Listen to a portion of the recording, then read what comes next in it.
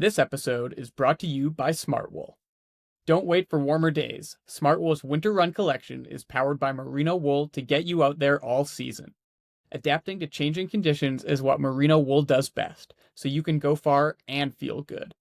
Join the Smartwool mailing list to receive updates and 15% off your first smartwool.com purchase on full price products only. See terms for details. In 2024, Ryan Keeping made headlines from coast to coast, literally. Over the course of 99 days, the Halifax, Nova Scotia Ultrarunner completed a cross-country trek that took him from St. John's, Newfoundland, all the way to Victoria, BC. A journey of over 7,300 kilometers, all while fundraising for the Heart and Stroke Foundation. Since then, the incredible feats of endurance running haven't stopped, and Keeping was soon back at it with more outlandish tests of resolve, including a 250k ultramarathon in under 44 hours, and a 10-day, 660-kilometer journey that took him the entire length of Florida completely unsupported. Now, Keeping is back in the news and the record books, with perhaps his most audacious challenge yet, becoming the fastest person to run the entire perimeter of Iceland, a journey of nearly 1,400 kilometers along its iconic ring road. Battling everything the northern country had to throw at him, Keeping stopped the clock in Reykjavik at 14 days, 13 hours, and 38 minutes, breaking the existing record by almost 2 days. Today, we catch up with the new world record holder and talk about the run itself, his origin story in endurance running, and how it all starts with inspiring others to flip the switch and take on the impossible. Ryan, welcome to the Shakeout Podcast. So glad you could join us today. Yeah, thanks for having me on, man. I'm excited to dive into all the crazy stuff I've done in the past few years. It certainly has been a lot of crazy stuff. I would love to start with the most recent accomplishment. We're just over a week removed at the time of recording from finishing that record-breaking run around Iceland. First question for you, how's the body feeling a week after tackling 14 straight days of 90-kilometer days? So the body finally, I think we're like 8 or 9 days out, is sort of starting to turn a corner, but it was, I'll have to tell you, like, this was definitely the most down I've ever been after something. Like, not mentally down, but just physically, like, it was difficult. I was in, like, cold sweats in my bed. My heart rate was, like, 100 when I was laying down. All I wanted to do was just, like, eat coconut cream pie and ice cream and just random things. And it was, yeah, man, it was crazy. It was, like, to finish this, it took so much of me that, like, the body almost, like, kept score and was like, okay, you kept pushing for this amount of time past the point where maybe you should have. And yeah, I was down pretty bad for, probably like a week. But as of today, like, I'm kind of out moving a little bit again. And I ran 1K the other day, and then I did 2 to follow it up. So I'm kind of getting the body moving. But yeah, man, this was difficult. No kidding. Gradually working your way back up to those 90K days that it took to break the record. You talk about your body keeping score, and sounds like it is now cashing in on all of the debt that it issued to you in order to make the ring road record come together. Take us through the inspiration behind taking on Iceland's perimeter. How long has this been in the works, and what inspired you in the first place to take this on? Yeah, so I mean, really, it kind of all goes back to when I first started running. I remember, like, Terry Fox was always my biggest inspiration, and I think I, like, read David Goggins' book and was seeing him on Instagram a lot and kind of just got inspired. Like, I heard him talking about ultras, and I was like, man, I think I'd be decent at that. So I just kind of gave it a whirl and dove in. And since then, it's even, like, with inspiration and stuff, like with Canada, with Florida, with all these crazy challenges I do, they kind of just come to me, to be honest. Yeah, like for Iceland, I'd seen it in a lot of movies. I kind of just looked like a really awesome place. I've done a lot of traveling myself, and it was a place I was like, I haven't been. I really wanted to go, so I kind of just looked up what the record was, thought, you know what, I think I can do that, and we just kind of went for it. And yeah, there wasn't like too much. It's probably 3-4 months of planning, and then we just went and did it. I'm pretty sporadic with things. I'm just like, all right, I want to do that. Okay, we're gonna do it. So we just figured it out, and we just went there and did it. Wow. On to the next challenge always, and I'm looking forward to talking about some of your future challenges coming up. You mentioned that Florida run last year, 660 plus K, 10 days completely unsupported. Earlier in the same year, of course, running coast to coast in Canada, following Terry Fox's route in the reverse order, starting in Newfoundland all the way to British Columbia. In prepping for this most recent race, was there anything specific that you had to do to get ready for what Iceland was going to throw at you? Or was it more of the same after becoming so accustomed to putting yourself out there for these massive days back to back to back? Yeah, it's kind of just like more of the same, I guess. I incorporated a lot more strength training in my legs, but that's just kind of something I've picked up in this journey. And I know, like, when I first started doing these runs, I was kind of just completely like cowboy style. Like, I Yeah. had no idea what I was doing. I didn't know fueling. I would just, I would take a bag of Sour Patch Kids and an energy drink and go run 50K or something crazy. And as I've been doing that, it's kind of evolved, and you find what works, you find what doesn't work, and but no, it's kind of just was business as usual, and I was just getting used to the crazy long days on your feet, and I don't know. With something like this, it's there's definitely a physical aspect to it, but like for instance, this was 14 days. Anything past like day two, you're not feeling very good.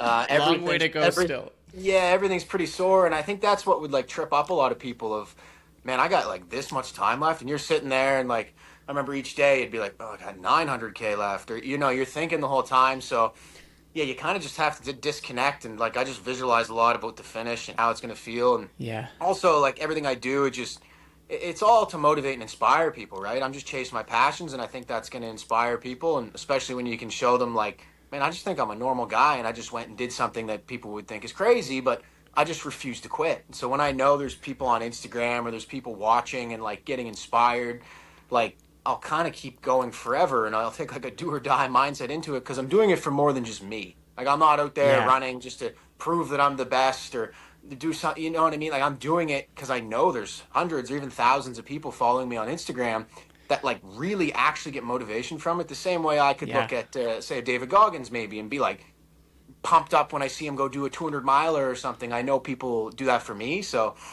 yeah, I just use that as motivation and just keep going. And yeah, it's a wild journey, but I love it, man. It must add a little bit of pressure, no, to have so many people in your corner supporting you and believing in you. Were there ever times during this ring road journey where you were doubting your ability to finish? I know that it's one thing for people on social media to be pumping your tires and being like, yeah, Ryan, you've got this. You're 7 days in, you're on record pace. But the reality on the ground, I imagine, must be incredibly difficult at times. Were there any points when you felt like you weren't going to be able to make it through? Well, I guess you can say pressure makes diamonds, right? But it definitely adds pressure, but in a good way for me. Like, yeah, I just see it as like everything I do, I'm going to go 100% as hard as I can. But when I was doing it, there was never a moment where I thought, okay, I'm going to quit or I'm going to stop going. But there's moments where you're like, I might die. Now, you're not gonna, and those are crazy thoughts when you're doing it. But like, there's moments where you feel like horrible. But I just made an agreement with myself of like, I'm going to do it or I'm going to die. And Yeah. like maybe that's not the best mindset to always have, and I'm not telling other people to do that. And also like I don't take that mindset into everything I do in life. Like say I went and I did a Right. 100 miler and I rolled my ankle really bad. Like I would probably, you know what I mean? If it was too bad, I would probably stop. But for something like this, where like I have a crew with me, I've said I'm going to do it. I put it everywhere. Like I have people supporting me. We have a documentary coming out, so the video crew came with me. Like I take this as no matter what happens to my body, I'll keep going, even if it causes issues. Or say I was to do this and I couldn't run for 6 months or something, I'm gonna finish it. Yeah. Just because it's one of those things where it means so much to me that I'll do it. It was the same with Canada, right? And there's going to be certain moments in my life where I pick a challenge and it is no matter what the cost, we're just going to get it done.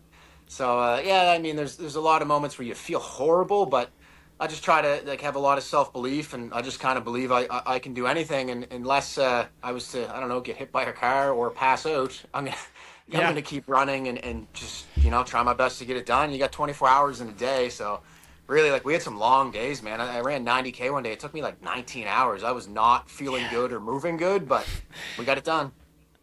And you talk about those long days, and you mentioned the support of the crew that you have with you. And again, Yeah. they're all there to support you. They've made the trip to Iceland as well. So you have these people really banking on you continuing on. Take us through what a day in the life of the Ryan Keeping crew looks like in the middle of one of these Oh challenges, man, because you've got these it's people following you, supporting you. How are you breaking up a day like that when 19 of those hours are spent running?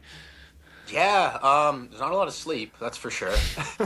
The crew is running Shocker. on minimal sleep and a lot of coffee and caffeine and stuff like that. But I don't know. I guess it's really pretty straightforward. Like it depends on the run. When I did Canada, I was doing 3 25K runs a day with little breaks in between.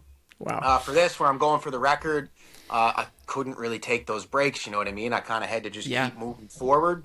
So for this, it was like I was pretty well running all day, but I was taking my little breaks here and there. So we'd do like say they'd drive up 7K or 10K, and then I'd stop at the van. I'd get my drink. I'd eat some food, depending on what's going on. I'd get my crew members to roll me out, or I'd do some Yeah. stretching. But I don't know. It's kind of like the most boring thing ever. Time kind of drags, but then it also goes fast at the same time. Like it feels like it's taking forever, and then you're like, oh, we're done. It's over. And now I'm here, and I'm like a little bit over a week out. But yeah, the days are just they're pretty straightforward. I run, and then the crew looks after me like I'm an infant. They like make sure all my clothes are ready, my dry clothes are good to go. Food's ready, drinks are ready. So like, yeah, they kind of just look after me like I'm a baby, and I I move forward, and it's just a crazy journey, man. It's an experience. It's not like reality. It feels like you're like in a like it's a I don't know, like nothing else matters. You know what I mean? It's Yeah. weird to describe of like regular life stuff doesn't matter, and then you're like pooping on the side of the highway, and like, I don't know, you become like an animal almost. It's crazy. Yeah, just so focused in tunnel vision on this one massive goal that everything else falls by the wayside. Mhm.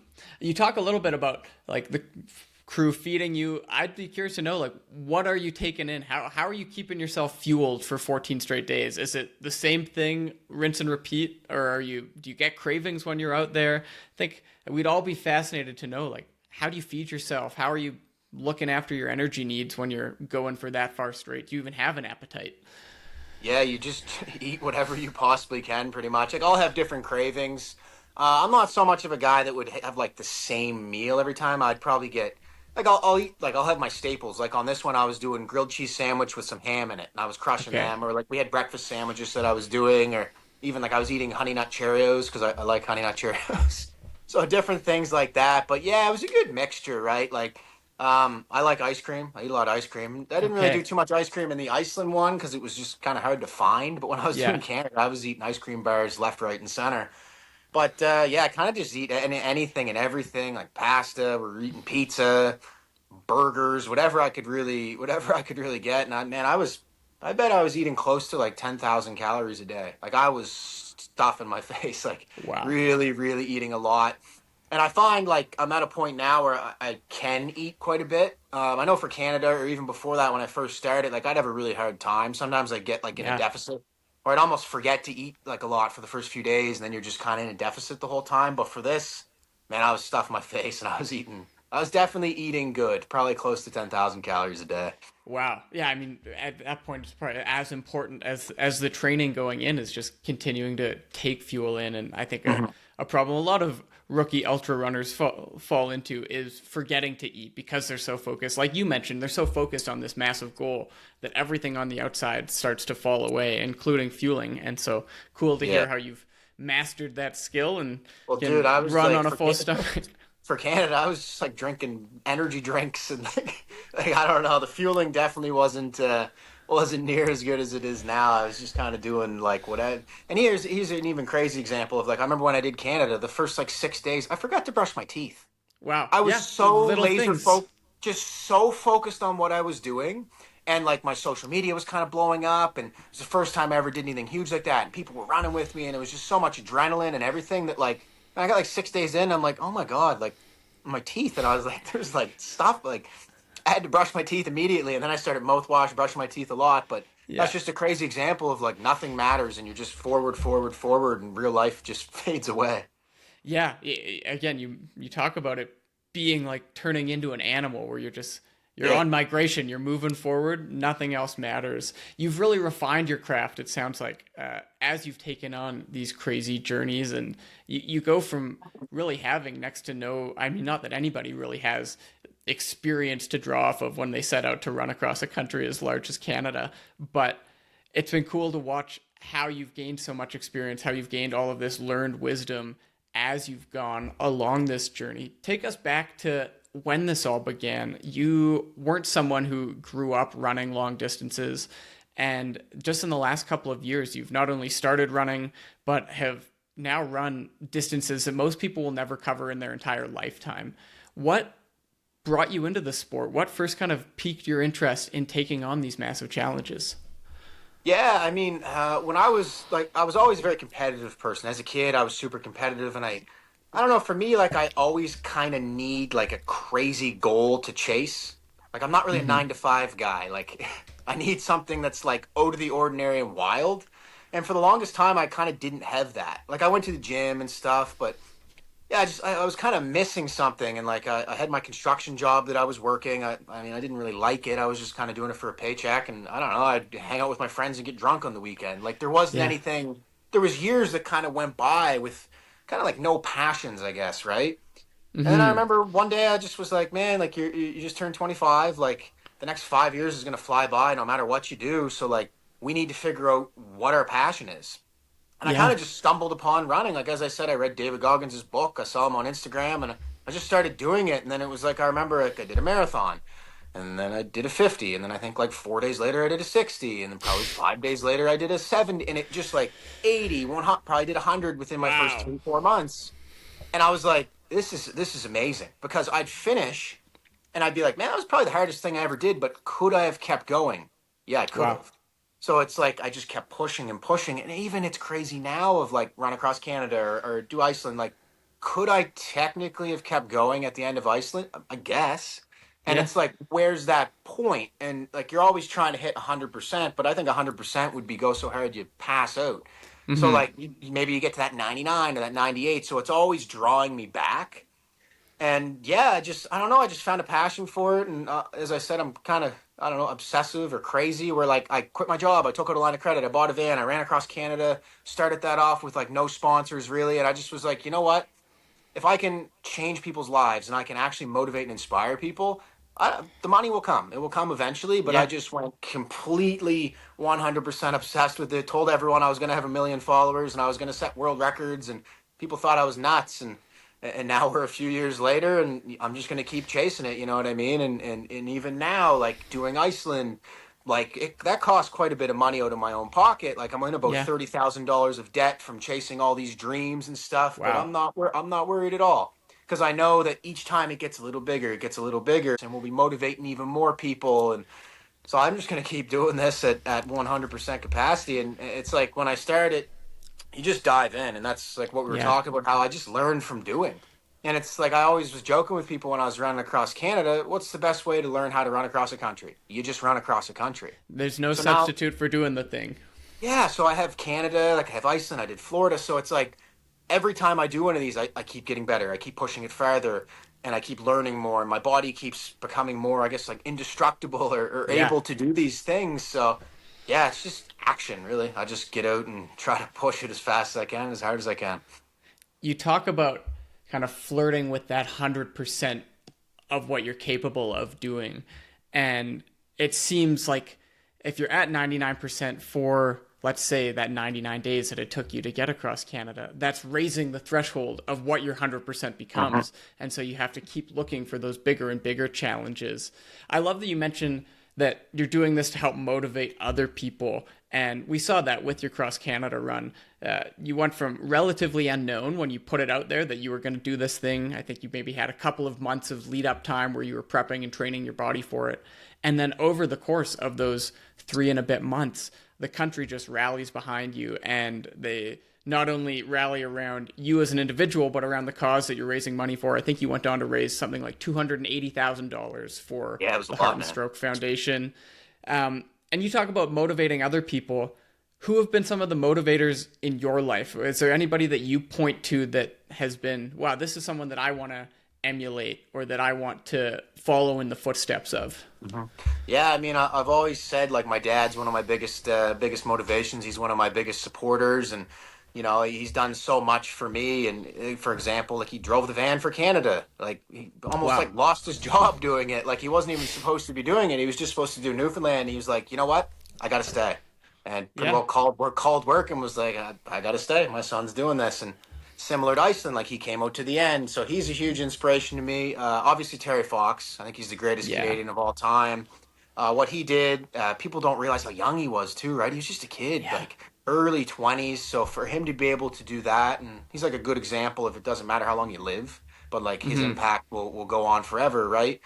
And then I mean, I guess I'd say David Goggins too. Like he's super Yeah. inspirational. And, like maybe Kobe Bryant. Like I remember like kind of his work ethic and stuff like that. So yeah, I have a lot of people that motivate me, and I kind of just try to take the best qualities from people and kind of shape them into my life. And but yeah, like I mean, if I had to pick a few, it'd be like Terry Fox and my dad, I guess. Like the huge inspirations to me, and always my dad's always there supporting me. And then Terry, what he did, like greatest Canadian ever, and I want to get his name out everywhere. Like I Yeah. had the idea to run across Canada because I wore his shirt in the States. I did the JFK Hmm. 50 miler.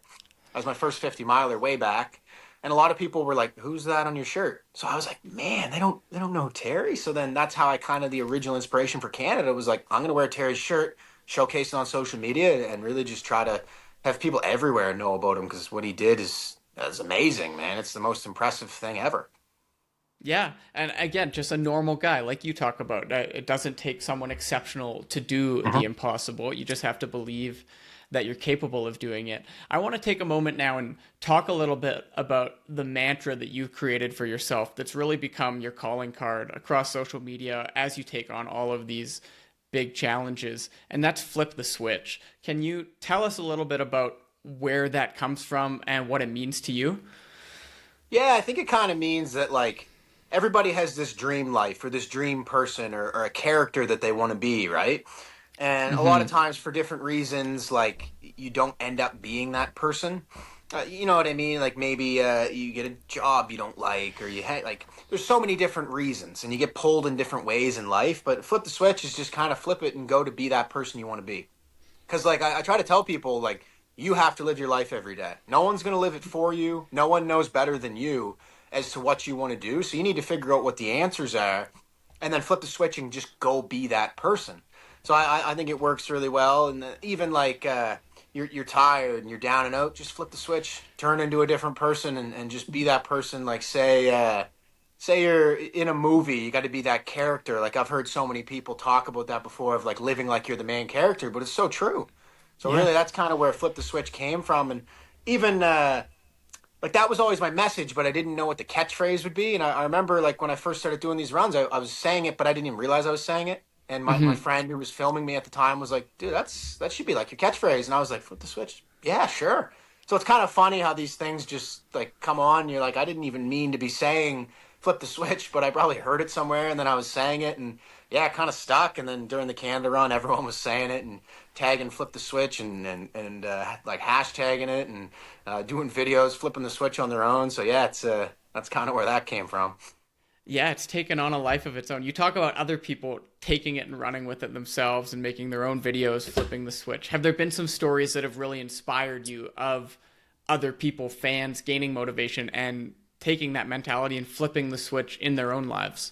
Oh man, there's too many to even really wrap my head around. Even like just for my personal life, there's so many of my friends that have now started running or doing different things, and it's so cool to see them getting better. But then also, like I know when I was running across Canada, like there was a kid who was running 1K a day, like him and his mom, and he Wow. said he was flipping the switch, and they'd tag me, and like, there's just so many examples like that of people. Even when I was running across Canada, saying maybe their grandfather or their dad or someone died of a heart attack, and what I'm doing is so amazing, and it makes them think of that person, right? So yeah, Yeah. there's so many examples of like it's countless. And I was doing Canada, I was getting like thousands of messages, and same thing here, like with Iceland, like just the support and people. Even the support's crazy. Where like we did Iceland, it ended up costing us like way more than we thought it would, and like I'm in quite a bit of debt from it. And the team, and we're still trying to do the documentary. So I put a post out. Yeah. I'm like, here's my bank account. It's not looking good. Like, is there any way you guys could even like $5, like whatever the small donation is, just to help us kind of keep the show on the road? And we've like I think we raised like $7,000, which is like Wow. holy, like that is crazy, right? I thought we might get $100 or something, right? And put that Wow. out there, and people clearly like the message, and like I'd be nothing without these people watching me, and without these stories, and yeah, it's pretty surreal to think of like all the impact you can have, and then even it's like if you inspire, say you inspire 10 people, you think that's only 10 people, but man, that's like 100 people because you inspire them, they become better, and then they inspire everyone around them. So it's like the factor Absolutely. of say a Terry Fox, like well, I don't know, he inspired me, and then how many people have I inspired? Thousands, I guess, and but that Yeah. came from one guy. So it's like you never know who you're going to inspire and whose life you can change and make the world a better place, man. It's those network effects. I love that you mentioned that little boy running 1K a day, which doesn't seem like much from your perspective, but then you add it up, and that's 99 kilometers for a Mhm. little kid to run in the course of the time that you were running across the country. I And mean, that's a he's with his big deal. mom. The cool Yeah, thing is he's with his mom, so that's memories that they're gonna have forever, right? Like totally. getting out, that's why I always encourage parents to like go do something outside with your kids. Go for a run, go for a walk, go to the park. Like those kids will remember it forever, right? So that's Yeah, so cool to see, like me building a bond with them. Like that's really really cool, and they'll probably never forget that. So it's totally. that's And incredible. yeah, and pushing their perspective on what they're capable of. Most kids are Mhm. never going to dream of doing 99 kilometers over the course of their summer vacation. And Yeah. yet, yeah, you get it done. And then, like I love that it's kind of 99. It feels like you're 99% of the way there. And that 100% is always getting further away because you're always growing and becoming a better version of yourself. Was there ever a point during the Ring Road run when you felt like you had to kind of have a word with yourself and say, okay, Ryan, it's time to flip the switch? Was there a real down point where you had to do that intentionally and flip the switch and take on that kind of main character energy? I mean, I'll tell you with this one, like, say when I did Canada or Florida or different ones, like there was lots of moments of like joy or like Mm-hmm. fun. For whatever reason, this one was like anything past the first few days was pretty low, and Yeah. I really like I was coughing like so much. I don't know if had a cold or if it was from the sulfur in the air, but like you Wow. just kind of get beat up when you're out there. It feels like you're in a washing machine getting thrown around because like for instance, like day one, I did 110 kilometers. I went up 2,500 meters elevation, and it was probably like 80 to 100 kilometer headwinds. I'm not exaggerating. Like there's Yeah. Oh, videos and it's in the brutal. document. I'm like, is this unusually windy? Like we didn't know. So my first 2 days, like I got 220 kilometers in, and it took a pretty big toll on me. So I was uh, like I don't want to say low or down in like a bad way because I want all experiences in life. I want the good, I want the Mm-hmm. bad, I want the super highs, I want the super lows. So Yeah, I'm you very need one happy to I make the other. yeah, so I'm very happy I did it, but like man, it was torture out there and it was I'm very proud I just kept going and going, but yeah, I don't know. I guess there was multiple times where I was telling myself just to flip the switch, but yeah, it really I guess I've got pretty good at like not thinking like the thought of stopping never comes in my mind. Like I'll problem Yeah. solve. Okay, do I need to go slower? Okay, what do I need to do? Okay, this is the record. Like write it out. Be like, okay, what distance? This like try to figure out exactly how to do it. Yeah. But yeah, there was a lot of moments of just like, man, this is horrible, and we just kept going and going and going. Did you have a strategy going into the record run? Obviously, you knew what the standing record was, 16 days Yes. and change. Mhm. Did you have it mapped out how much you wanted to run every day, where you're going to stop for the night, or were you really taking it day by day or kilometer by kilometer? Yeah, so we did. Like my original goal was I was hoping to do 110 a day. So I ended up averaging I think 96 or 97 is what it worked out to. Wow. But yeah, like that's why my first 2 days were 110, 110. And Yeah. then we realized that I probably wasn't going to be able to maintain that 110. So then we figured out, okay, what can we do? I still wanted to break the record by multiple days. If I was doing Mm-hmm. 110, I was going to absolutely crush it. So I Yeah. knew that I knew I could break the record from the time I went there of like, it was only a little bit more than my Canada pace, right? Right. That I was doing, and I did that for such a long period of time. So that's when we discovered the strategy of what I was going to do is I was going to run 90 kilometers or 16 hours. So if Okay. at 16 hours I wasn't at 90, I'd keep going. So that's how like my longest day of I think like close to 19 hours happened, just to make sure we hit the 90 because that means we're still going to crush the record. If Still we're hitting on the pace. 90, we're still gonna get it. And then the 16 hours was like, say if I got to 98 kilometers and we hit 16 hours, I'd stop then because then I could Yeah. still get enough sleep. So Yeah. that's Just throttle yourself back and save something for the yeah. next day. So that's kind of the strategy that we hit it with there, and I think my what was it? There was only one day I didn't run 90, and that was the second last day. So I kind of already knew that the record was there. So what I did is I ran. I think I got to like 87 or 88, and said, you know what, we're calling it, and we're gonna wake up at 4 a.m. tomorrow and go. So my original plan was to go all night. I was like, that's not a good idea. So we stopped then, and then we started at 4 a.m. and did our final push, which was like I think 90, 91K was my final Wow. day.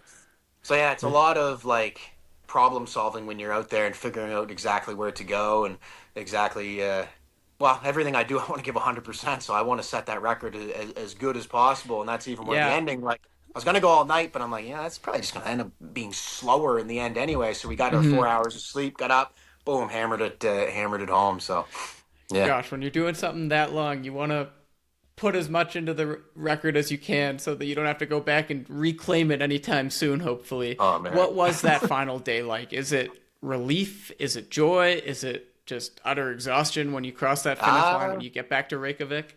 this final day was different than any other final day I had. Like for Canada, for instance, my final day, say the last 20K or whatever, I was picking my pace up and I was doing pretty good, and I was pretty pumped to be where I'm at. But I think for this, I was pushing levels that I've like it was I felt like I was gonna die, man. The best way to Yeah. describe it is it felt like I was holding on to an electric fence for like as long as I could or Gosh. something. It was crazy. So even by the final day, I was like, I really wanted to pick it up and go fast, but like, man, I can remember being 3 kilometers from the finish. Like I had to sit down at a bus stop because like I was like my heart rate was elevating like crazy and just Wow. like crazy experience. And then with like I think 800 meters left, I almost got hit by a car. And then I Oh started my like gosh. sprinting, but I was sprinting and I was like, oh, the video crew's not there. So I caught up to the video crew, so I had to stop and then like took my jacket off, stood there for like a couple minutes, let them get to the finish. But yeah, that final day was crazy. It was like, man, I am really pushing hard here. The body has like nothing left and I'm just running on fumes. Just got to get yourself across the line. It's mental at that point.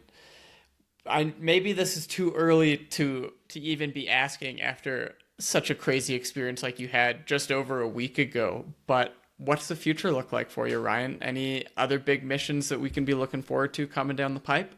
Yeah, I've got this question a lot. I think for the last, like, say, 3.5 years since I started running, it was always, what's next? What's next? Push, push, push, push, Mm-hmm. push. And I think right now I'm going to take the next few months to kind of, like, if I want to run, I'll run. If I don't want to run, I won't. And I'll kind of let the passion come back to me because I know for this, it Right. almost, like, took any enjoyment I had for running, like, out of it. And by the time I was Yeah. done, I was having, like, nightmares, like, up until a few days ago, like I'd be in bed, like almost like moving, like I was running, or like Oh my I gosh. couldn't. It'd be like, man, I got 100K left, and I'd be thinking that in my head, and I couldn't kind of snap out of it. So I Mm-hmm. think I have a lot of things in my head of what might be next, and whatever's going to be next is going to be crazy. And I mean, I don't like I want to set multiple world records and FKTs and crazy things, motivate and inspire, but I'm probably going to try to figure out what can make the biggest impact, what can get the Yeah. most eyeballs on it, what we can really do to inspire people. And yeah, I'll take the next few months into the new year and figure out exactly what it is. And then as soon as I have like the idea and it's set in stone, I'll announce it. Everyone will know what I'm doing, and then we'll promote it the whole time. But yeah, Yeah. I'm going to take the next little bit and just kind of chill, try to figure out like find my passion for running again. Yeah. I love that you bring that up because it's got to take something out of you and out of your passion for the sport to finish something like this. I mean, you pour everything into it Mhm. and just drain yourself.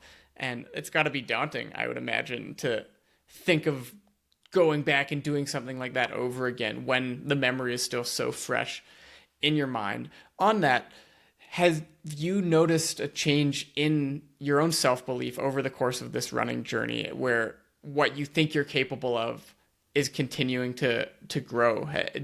Did you always think that this was something that you'd be able to do, is to just run day after day, cross countries, go around countries?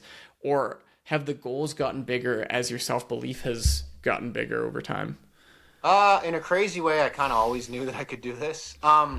it's like I know everything takes time, right? And I'm going to be like Yeah. aggressively patient. I'm going to chase it as hard as I can, but I obviously understand that things take time. But even from the time I started running, like I'm pretty confident in like the fact of if I want to do something and I put all of my like heart and soul and everything into it, I'm going to do it. And Yeah. so really like in doing all these things, it's like my physical is almost I'm almost at a point where my mental is so much higher than my physical that like Yeah. even the time I set in Iceland probably wasn't physically ready to do that, but I just mentally pushed. Yeah. So yeah, I kind of always knew I could do big things if I put everything into it. I've always been pretty confident in that. But this is probably the first one where it's like almost not scary, but it's like to see how hard it was and how much I had to go through to get it done. It's like, man, I'm like a horse or something where I'll just like go till I die. Yeah. So sometimes yeah, you have to you got to make sure what you're doing is worth it. You know what I mean? And this is the first time where Definitely. like I want to try to figure out kind of how to monetize this a bit more too, because Hmm. like I know when I go and do these big runs, it's not healthy.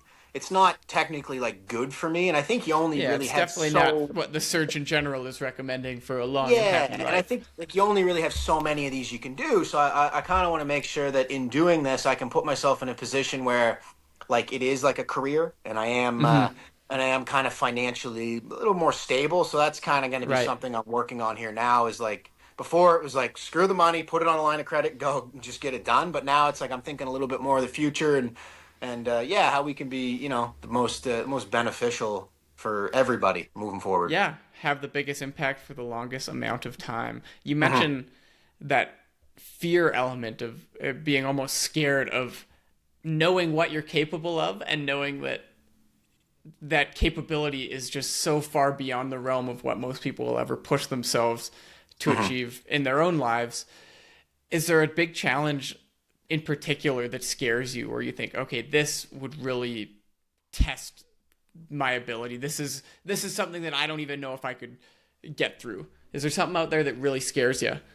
Not like currently on my mind. I guess anything, you know what I mean? Like any challenge that I go to do next, if it doesn't scare me, I'm not going to do it. Like if it Yeah. isn't something where I'm like, "Ooh, that is gonna hurt, then I'm not going to go do it. And really, it's like the whole purpose of all this stuff is just becoming more mentally tough and stronger. And like, so the challenge, like when you go to do it, like it should be like the hardest thing you ever did, or it should be like, oof, man, this is, and then like that's where all the feelings of pride and stuff come from, right? Like if I was to go to Iceland and smash the record and be like, oh, that was easy, well, then I probably wouldn't even really be proud that I did it. You know, I'm only really Yeah. proud because I'm like, man, that was hard. That was not normal, and that was very difficult. So yeah, I think anything I go for next will definitely be crazy and scare me. The hard stuff is what makes it worth doing. Ryan, final 100%. thought for you. What's something that you hope people will take away from what you're doing with your life right now and taking on these massive challenges? What's the message you'd like to send to people who are maybe stuck in a rut in their own lives? Yeah, just chase your dreams, man. Like, I guess it sounds corny, or people always say it, but like, as I said before, like you got to live your life every day. You only live once, and it's you that has to experience it. So if there's something you want to do, just go do it. And you can always find reasons for something not to work, right? You can always find excuses, but like, just find that one reason as to why, and then go for it. And then, I mean, if people don't believe in you, or like you got to believe in you before anyone else can, right? So I'm sure when I first started doing this, people thought I was nuts and what I was saying, and the following and the running, and they're like, who is this guy, man? He doesn't even run. But yeah, just chase your dreams, like live that dream life, live like the movie character. And like that's my whole message to everybody is like when people do that, the world's a better place. If everyone's happy and everyone's pushing, and you know what I mean, like there's so many jobs for people to do, and like I guess there's always going to be someone that works a 9 to 5 or works at McDonald's, or but that doesn't have to be you. Like you can go do whatever you want, all the dreams you possibly have, go do them. And that's the advice I have. Just chase your dreams. The passion is so evident in everything that you say. Ryan, thanks so much for taking the time to be with us, and we wish you all the best. First, with this recovery period, and I hope it's restful. I hope you can detach from pushing your body to its absolute limits for a while. And that said, we still look forward with a whole lot of anticipation to whatever you choose to do next. And we know it's going to be big. We know you're going to put everything you have into it, and we can't wait to follow along and help you flip the switch every day. Thanks so much for your time today. Yeah, thank you. And I'll have to come visit you, and we'll have to do. You ever done an ultra? I haven't yet. We've got to get one day. From Halifax to Iceland, Ryan is continuing to redefine what's possible, one ultramarathon at a time. If you've been inspired to flip your own switch, let us know in the comments and stay tuned to hear what boundary Ryan breaks next. You can follow along with his journey by checking him out on Instagram at ryan.keeping. You can follow us on Facebook, Instagram, and X at Shakeout Podcast. Don't forget to subscribe on YouTube, Apple Podcasts, Spotify, or wherever you get your shows so you don't miss any of the action coming up in the coming weeks. That's it for this week's episode. I'm your host, John Gay, saying thanks again, and we'll see you soon for your next Shakeout.